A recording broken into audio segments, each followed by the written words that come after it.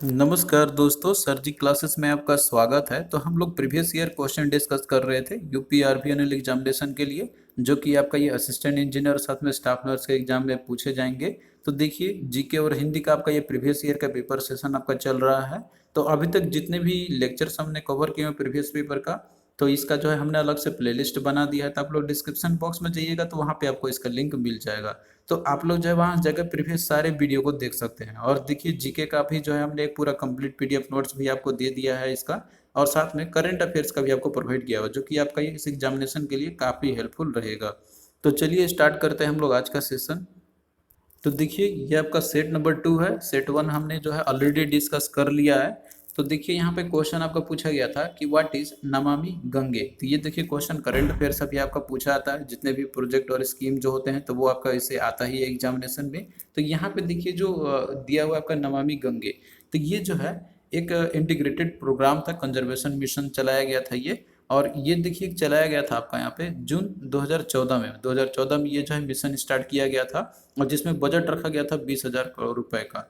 तो इससे ये रखा गया था यहाँ पे कि देखिए जो रिवर गंगा है, तो उनको जो है मतलब क्लीननेस कर सके, उसको कंजर्व कर सके, उसका रिजुमिनेट कर सके हम लोग, ताकि जो है जो हमारा नेशनल रिवर है गंगा, तो उसको पॉल्यूशन फ्री कर सके हम लोग। तो इसी के लिए जो है ये एक स्कीम लॉन्च किया गया था नमामि गंगे के नाम से। तो ये आपका एक इंटीग्रेटेड गंगा कंजर्वेशन मिशन था एक्चुअली में।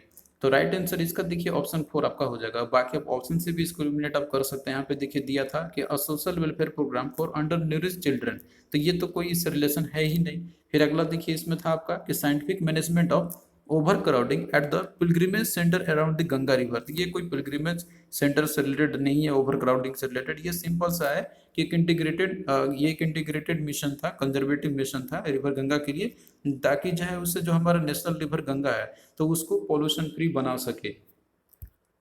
फिर अगला देखिए क्वेश्चन है आपका यहाँ पे कि राज्यसभा का पहला सत्र जो है कब आयोजित किया गया था। तो देखिए, जो राज्यसभा है तो आप जानते हैं कि पार्लियामेंट में दो हाउस होते हैं, एक अपर हाउस और एक लोअर हाउस है। तो जो राज्यसभा है तो इसको हम लोग बोलते हैं अपर हाउस, और काउंसिल ऑफ स्टेट्स भी बोला जाता है। तो देखिए ये जो, और इसको और भी बहुत सारे नाम से बोला जाता है यहाँ पर आपका। तो ये सारा चीज आप लोग नाम याद रखना। तो देखिए इसका जो पहला जो कॉन्स्टिट्यूशन मतलब जो की गई थी पहली बार जब ये इसका सेशन जो स्टार्ट हुआ था आपका, तो वो जो है आपका यहाँ पे हुआ था अप्रैल 1952 में। और ये जो है पहला बार जो सिटिंग हुई थी इसके अंदर में, तो वो है आपका मई 1952 में ही। तो ये ईयर आपके लिए इंपॉर्टेंट है 1952। तो ये इंपॉर्टेंट है आपका केवल। और इसके स्ट्रेंथ की यदि हम बात करते हैं तो देखिए इसके स्ट्रेंथ जो है फिक्स्ड रखे गए 250 का, लेकिन इसमें से जो टोटल जो सीट्स हैं वो आउट ऑफ ओवरऑल में से 238 जो है ये रिप्रेजेंटेटिव्स होते हैं स्टेट्स के और यूनियन टेरिटरी से। और इसके साथ में जो 12 जो होते हैं तो वो नॉमिनेट किए जाते हैं प्रेसिडेंट के द्वारा। लेकिन अभी करंट सिनेरियो की हम बात करते हैं, तो अभी देखिए यहाँ पे स्ट्रेंथ जो है राज्यसभा की ओनली एट प्रेजेंट 245 है, जिसमें से कि ओनली 233 ये इलेक्टेड होते हैं और 12 जो है नॉमिनेट किए जाते हैं यहाँ पे। और इसके साथ में एक इम्पॉर्टेंट ये भी है कि इसका जो टर्म लिमिट आपका रहता है तो वो 6 ईयर का, और ये जो है एक परमानेंट हाउस है जो कि कभी भी ये डिजॉल्व नहीं होती है। तो ये सारा चीज़ देखिए हमने आपको ऑलरेडी पहले बताया हुआ है डिटेल में, तो आप लोग जो है उससे यहाँ पर पढ़ सकते हो। और ये सारा कुछ इंपॉर्टेंट जो फैक्ट्स आपके हैं एक समरी में आपको एक इंटीग्रेटेड पीडीएफ में आपको मिल जाएगा पूरा कंप्लीट। उसमें जीके का हमने पॉलिटी हिस्ट्री ज्योग्राफी सारा चीज़ इंक्लूड किया हुआ है। तो इसका देखिए राइट आंसर क्या होगा 1952। जो पहला सत्र जो है इसका आयोजित कब किया गया था 1952 में। फिर नेक्स्ट देखिए यहाँ पे आपका क्वेश्चन साइंस से पूछा गया था आपका कि which of the following blood groups of the human beings is called universal donor. तो इनमें से कौन सा जो ब्लड ग्रुप है ह्यूमन बींग्स का जिसे हम लोग बोलते हैं यूनिवर्सल डोनर बोलते हैं हम लोग। तो देखिए जो ओ निगेटिव है आपका, तो ये जो है यूनिवर्सल डोनर बोलते हैं। मतलब जो भी इस ग्रुप के ब्लड ग्रुप जो होते हैं तो उनको बुलाते हैं यूनिवर्सल डोनर। ये जो है किसी को भी डोनेट कर सकते हैं ब्लड अपना। तो इसका देखिए राइट आंसर ऑप्शन 3 आपका हो जाएगा। और देखिए जो ब्लड सर्कुलेटरी सिस्टम है तो इसके रिगार्डिंग हमने काफ़ी डिटेल में वीडियो बनाया हुआ है, तो आप लोग उसको देख सकते हैं जाके। और ब्लड ग्रुप जो होते हैं ह्यूमन बींग्स में, तो ये देखिए डिफरेंट जो ब्लड ग्रुप्स होते हैं, तो इसका जो डिस्कवरी किया गया था ये कार्ल लैंडस्टीनर के द्वारा किया गया था। तो जो 4 मेन जो ब्लड ग्रुप जो होते हैं टाइप्स ऑफ जो ब्लड ग्रुप होते हैं, तो उसमें आपका ए हो गया, बी हो गया, ए बी और ओ आपका हो गया यहाँ पे। तो इससे हम लोग ये करते हैं डिटरमाइन कर लेते हैं हम लोग कि जीन्स जो इनहेरिट करते हैं पेरेंट्स से, कोई भी जो ऑफस्प्रिंग आपका रहता है यहाँ पे। तो इसमें देखिए जितने भी ये ब्लड ग्रुप रहते हैं तो वो आपका आइदर वो तो आरएचडी पॉजिटिव रहते हैं या फिर वो निगेटिव रहते हैं। तो अब इस तरीके से टोटल 8 ब्लड ग्रुप हो जाएंगे आपके, पॉजिटिव निगेटिव दोनों का यहाँ पर। अब इससे हम लोग आइडेंटिफाई करते हैं हम लोग, जैसे कि आपका ब्लड ग्रुप ए बी और उसके बाद ओ आपका है, तो इसमें जो है आपका एक एंटीजन और एंटीबॉडी का रिलेशन रहता है यहाँ पे, कि उसी के अकॉर्डिंग जो आपका रहता है।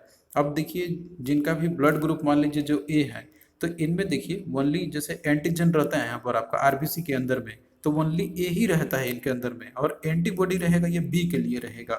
तो इसका मतलब ये हुआ कि जो एंटीजन जो भी रहेगा इनका यहाँ पे, तो वही जो है इनसे ब्लड ग्रुप को ले सकते हैं, अदर ब्लड ग्रुप का ये नहीं ले सकते क्योंकि एंटीबॉडी नहीं हो पाए।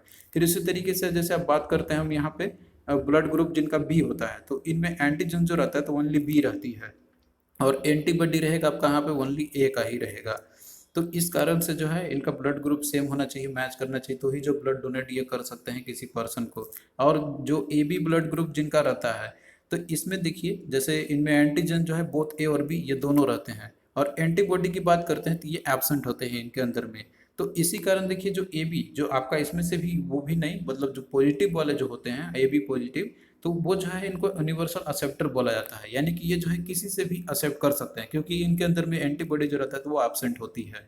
तो इसी कारण से ए बी जो ब्लड ग्रुप है यूनिवर्सल एक्सेप्टर इनको बोला जाता है। और जो ओ ब्लड जो ग्रुप आपका है, तो इनमें एंटीजन एब्सेंट होती है और साथ में जो एंटीबॉडी बोथ ए और बी दोनों प्रेजेंट होते हैं। तो इसी के लिए जो ओ ब्लड जो ग्रुप होते हैं, लेकिन वो भी आपका आर ओ नेगेटिव की बात करें यहाँ पे, तो इनको यूनिवर्सल डोनर बोला जाता है क्योंकि देखिए इनमें जो एंटीजन जो होता है तो वो एब्सेंट होती है, तो इस कारण से ये डोनेट कर सकते हैं ये किसी को भी। तो जो ओ नेगेटिव ब्लड ग्रुप जो होते हैं आपके, तो ये जो है इनको बोला जाता है आपका यहाँ पे यूनिवर्सल डोनर। तो आई होप कि ये चीज़ आपको समझ में आ गया होगा। और बाकी जो ए बी जो पॉजिटिव होते हैं तो वो यूनिवर्सल एक्सेप्टर होते हैं, तो ये दोनों चीज़ आप लोग याद कर लेना। फिर अगला देखिए क्वेश्चन है आपका कि आधिकारिक तौर पर किस वर्ष बर्मा का नाम जो है बदलकर म्यांमार कर दिया गया था।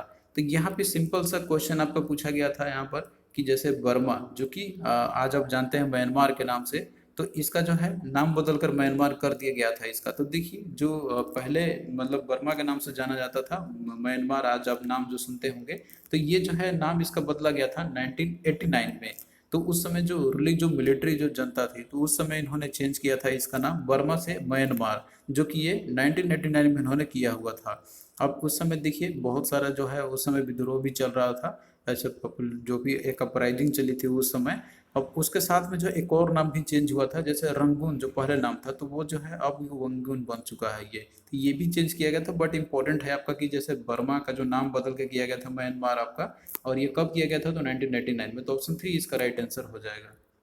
फिर देखिए अगला क्वेश्चन है आपका यहाँ पे कि where is the National Gallery of Modern Art situated. तो National Gallery of Modern Art जो है ये कहाँ पे सिचुएटेड है, तो ये देखिए न्यू दिल्ली में आपका है। तो सिंपल सा क्वेश्चन है जो आपको याद रखना है यहाँ पे। तो नेशनल गैलरी जो है ऑफ मॉडर्न आर्ट का, तो ये एक प्रीमियम आर्ट गैलरी है जो कि ministry of culture government of India के अंदर में आपका ये आता है। और देखिए जो मेन म्यूजियम है, तो ये न्यू दिल्ली में तो है ही, जिसकी स्थापना की गई थी आपका 1954 में, जो कि गवर्नमेंट ऑफ इंडिया के द्वारा यह किया गया था। अब इसके साथ में देखिए इसके जो सब्सिक्वेंट ब्रांचेस भी है दूसरे जगह पे भी, तो वो है आपका मुंबई और दूसरा है बेंगलुरु में है। तो ये दो भी आप लोग याद रख लें, लेकिन जो मेन जो म्यूजियम है इसका, तो वो है न्यू दिल्ली में है इसका। तो राइट आंसर ऑप्शन 4 आपका होगा। फिर देखिए अगला क्वेश्चन पूछा गया था आपका यहाँ पे कि जॉलीग्रांट हवाई अड्डा निम्न में से किस शहर में स्थित है। तो देखिए जो देहरादून का जो एयरपोर्ट है, जिसको कि दूसरे नाम से भी जाना जाता है इसको जॉलीग्रांट एयरपोर्ट, तो ये जो है आपका एक डोमेस्टिक एयरपोर्ट है जो कि ये देहरादून में आपका ये लोकेटेड है। तो राइट आंसर इसका देखिए ऑप्शन 2 आपका ये हो जाएगा। तो देखिए जितने भी इंटरनेशनल जो एयरपोर्ट है इंडिया के अंदर में, तो वो तो आपको याद रखने ही होंगे, ये भी लिस्ट हमने पीडीएफ में प्रोवाइड किया हुआ है। फिर नेक्स्ट देखिए क्वेश्चन है आपका यहाँ पे कि which of the following states of India is associated with the Mohiniattam dance form. तो देखिए यहाँ पे जो मोहिनी अट्टम जो डांस फॉर्म आपका है, तो कौन सा स्टेट से एसोसिएटेड है, तो ये जो है आपका केरल से एसोसिएटेड है आपका। तो ऑप्शन 4 इसका देखिए राइट आंसर आपका हो जाएगा। तो यहाँ पे देखिए जितने भी क्लासिकल डांसेस है और ये स्टेट ऑफ ओरिजिन मतलब कौन से स्टेट से ओरिजिनेट हुए, तो ये दिया हुआ है पूरा आपका यहाँ पे। जैसे कि भरतनाट्यम की हम बात करते हैं तो ये है आपका तमिलनाडु से। कथक की बात करते थे आपका उत्तर प्रदेश है, नॉर्थ इंडियन मेनली होता है खासकर उत्तर प्रदेश का। कुचिपुड़ी डांस फॉर्म जो आपका है ये है आंध्र प्रदेश से ओरिजिन है इसका। फिर ओडिसी डांस है, ये ओडिशा से ही आपका है, नाम में ही है आपका, इसलिए आप याद कर सकते हैं। कथकली जो है आपका ये केरल से ही है। और सतरिया जो डांस फॉर्म आपका है ये असम से है। फिर इसके बाद देखिए जो मणिपुरी डांस आपका है ये मणिपुर से ही आपका है, तो इसमें नाम से ही आपका आप लोग इजिली याद कर सकते हैं। और जो मोहिनी अट्टम आपका है ये केरल से है, तो ये जितने भी इंपॉर्टेंट जो डांस फॉर्म क्लासिकल डांसेस हैं आपके और स्टेट ऑफ ओरिजिन वो कहाँ से है, तो पूरा लिस्ट दिया हुआ है, तो आप लोग इसको भी याद कर लेना। फिर देखिए अगला क्वेश्चन का है कि servants of India society was founded by. तो देखिए जो सर्वेंट्स ऑफ इंडिया सोसाइटी है तो इसकी स्थापना जो है 1915 में किया गया था, गोपाल कृष्ण गोखले के द्वारा ये किया गया था। और देखिए जो गोपाल कृष्ण गोखले है तो इनको जो है महात्मा गांधी जी के पॉलिटिकल गुरु भी माना जाता था। तो इसका राइट आंसर तो ऑप्शन 3 आपका हो जाएगा यहाँ पे, servants of Indian society founded by किसके द्वारा किया गया था, तो गोपाल कृष्ण गोखले के द्वारा। तो इस तरीके से जितने भी और भी जो इम्पोर्टेंट जो ऑर्गेनाइजेशंस है वो किसके द्वारा फाउंड किए गए थे, तो इन सभी का लिस्ट आप लोग तैयार कर लेना और ये सब चीज़ आपको पीडीएफ में भी मिल जाएगा आपको वहाँ से।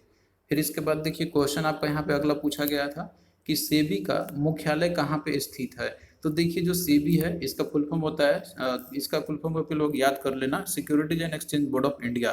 तो ये एक रेगुलेटरी बॉडी आपका है, जितने भी सिक्योरिटी और जो कमोडिटी मार्केट जो होते हैं आपके, जैसे कि आपका कोई भी मान लीजिए शेयर मार्केट हो गए आपके या फिर जो स्टॉक्स हो गए, तो उन सभी का रेगुलेशन करने का काम ये करती है।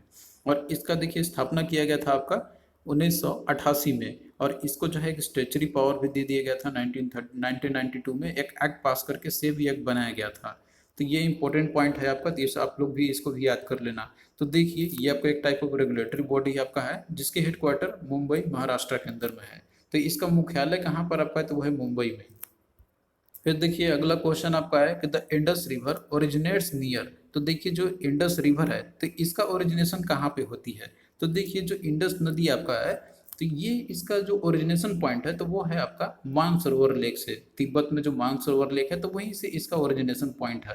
तो राइट आंसर इसका देखिए ऑप्शन 1 आपका हो जाएगा। और इसका फ्लो पैटर्न की बात करते हैं तो देखिए जो आपका इंडस जो नदी है आपका, तो ये जो है आपका, जैसे कि आप जानते हैं कि जो तिब्बत का जो रीजन है वहाँ पे मानसरोवर लेक है, तो वहाँ से इसका ओरिजिनेशन पॉइंट है। और फिर इसके बाद जो है लद्दाख में आपका ये इंटर करता है, फिर इसके बाद आपका गिलगित बल्तिस्तान रीजन से होते हुए कश्मीर का जो रीजन आपका इधर से होते हुए ये, फिर इसके बाद जो टर्निंग पॉइंट है आपका तो वो जो है इधर लेफ्ट की तरफ इसका झुकाव हो जाता है आपका यहाँ पे।